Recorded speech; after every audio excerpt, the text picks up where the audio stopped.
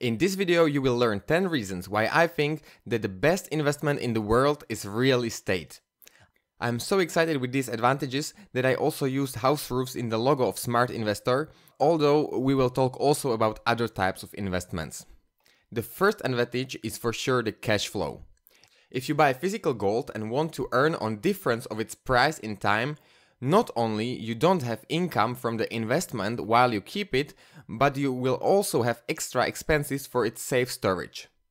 Most of the types of investments can give you an opportunity to earn in the end when you sell the investment, but real estates have this great characteristic that if you rent them, the rental income can cover all the expenses and on top of that create passive income.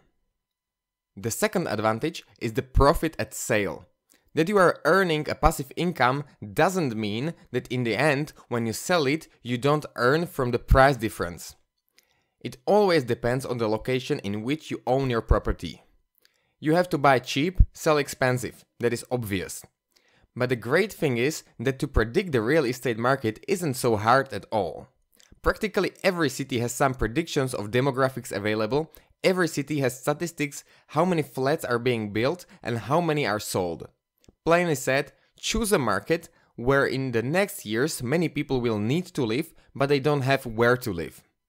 So with real estate, you can earn both from the price difference in time, but also while you have it, it can bring you profits. A barrier against inflation. Not only will real estate create a passive income and a profit at sale, real estate is not money. Real estate is property. There can grow both more and less potatoes than is needed. Money loses its purchasing power because there is more money printed than necessary. But you need always as many real estates as can accommodate the living people, not more and not less. Therefore, from a long-term point of view, they are a good preserver of value and will protect the money from inflation. Having control. When you invest into mutual funds, you can decide which fund to invest in, but you cannot influence its investment decisions. If you invest into commodities, the only thing you can decide is whether to buy or to sell. You can't influence the surrounding market. But if you own a real estate, you can choose to renovate it, for what price you will rent it, if you accept or don't accept some tenant, etc. For sure, the market influences you anyway, but you can promptly react. You decide. Physical ownership. Real estate is a physical property. It isn't some intellectual investment that is being sold by pushing a button on a website of a brokerage company. It cannot happen that your property management company goes bankrupt and you lose your real estate. You still own it. Insurance and protection of assets. When you invest into shares, bonds, commodities, etc., if the company you invest into has a bad year, you have a bad luck. What is perfect about real estate is that they can actually be insured. Even if your real estate burns to the dust, you don't lose money if you have your real estate properly insured. Also, if you own more real estates, it is good to have each one on an individual limited company. Then in the case that someone wants to sue you, they cannot sue you based on all your possessions, but only an individual real estate. Demand. If you invest into real estate intended for living, you have a big advantage. People will always need to live somewhere. Moreover, the worse will mainly the young people do economically, the bigger probability is that they will not get a mortgage and will have to live in rental properties. The demand for rent of space for living will always exist, and if you can identify a good market where the demand is higher than the supply, you win. Financial speculation. This is my favorite point. You can use financial speculation also with other types of investments, for example if you trade on a stock market or forex. In that case, the broker basically borrows you money and you trade with a bigger amount of money than you really own. If you misuse it, you can lose even more money than you had. With real estate it is different.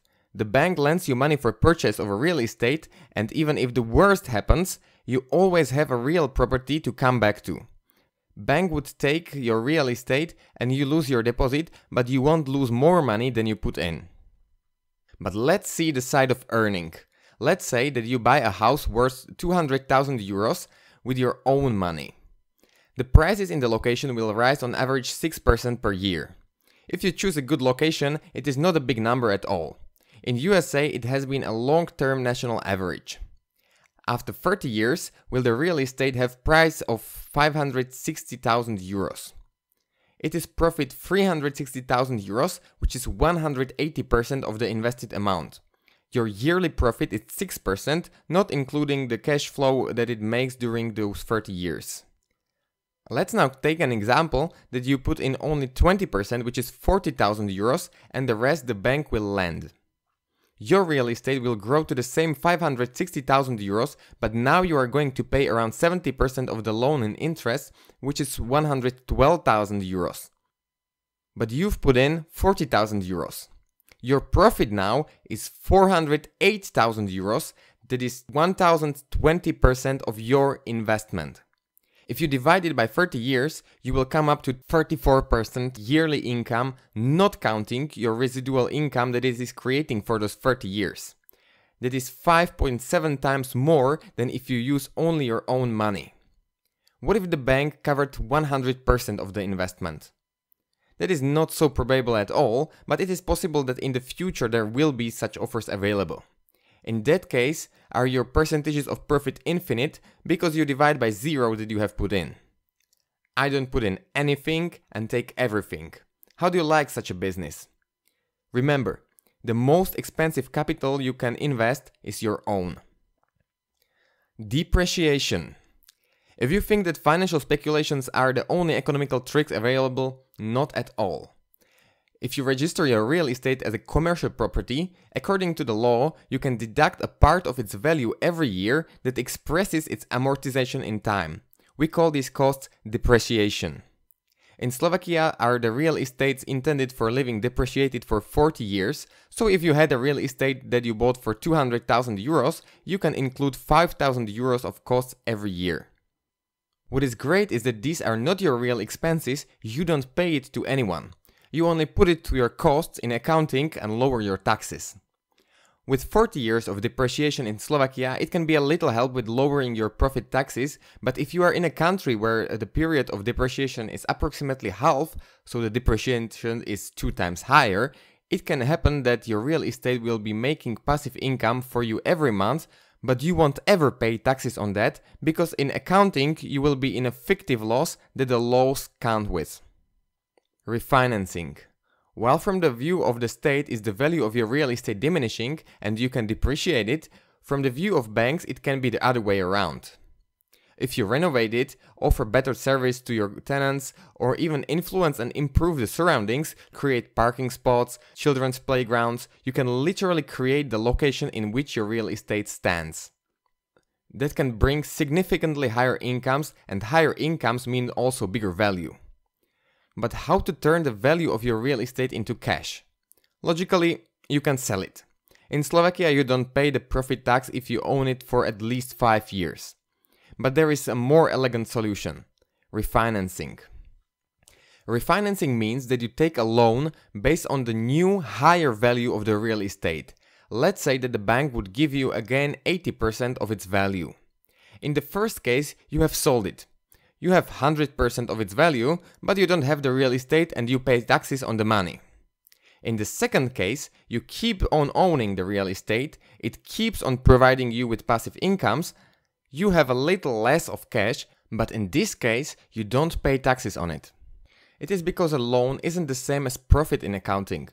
So you will end up with approximately the same money. And not only that, the interest that you pay on the loan are deductible tax expenses, so you can even further lower the taxes that you pay on your current real estate. What to do with the cash you gained?